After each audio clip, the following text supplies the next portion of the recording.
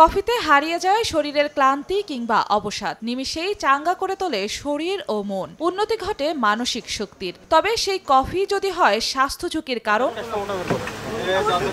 বিদেশ থেকে আসা নামি দামি ব্র্যান্ডের কফির মোড়কে বিক্রি হচ্ছে নকল কফি। ভোক্তা অধিকারের তথ্য বলছে, রাজধানীর বিভিন্ন দোকানেই ছড়িয়ে পড়েছে নকল কফি। ৩০,০০০ টাকা জরিমানা পরিশোধ করবেন এবং মুচলেখা দিবেন, ভবিষ্যতে এই ধরনের কোনো নিষিদ্ধ পণ্য বা কোনো বাতিলকৃত খাদ্যপণ্য আপনার দোকানে পাওয়া যাবে না। বৃহস্পতিবার রাজধানীর কারওয়ান বাজারে অভিযান চালিয়ে ৩টি দোকানে ১২০টি নকল কফির জার জব্দ করেছে ভোক্তা অধিকার সংরক্ষণ অধিদপ্তর। জরিমানা করা হয়েছে ৮০,০০০ টাকা।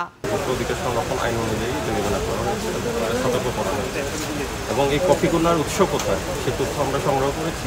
আমরা ওখানে অভিযান পরিচালনা করব যে আসলে কফিগুলো কোথা থেকে আসলে সোর্সিং হচ্ছে। আজকে প্রথম আমরা কারওয়ান বাজারে এসেছি, আমাদের কাছে আরও তথ্য রয়েছে, আমরা ওখানে অভিযান করেছি। ১, ২, ৩ ঢাকায় জমি জিতে নিন ১০০% ক্যাশব্যাক সহ ২০ কোটি টাকার পুরস্কার।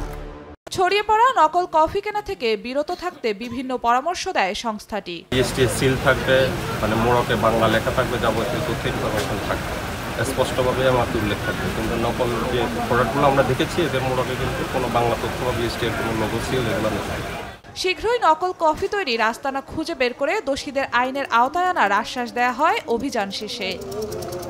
জিন্নাত আরা জশোয়া, সময় সংবাদ, ঢাকা।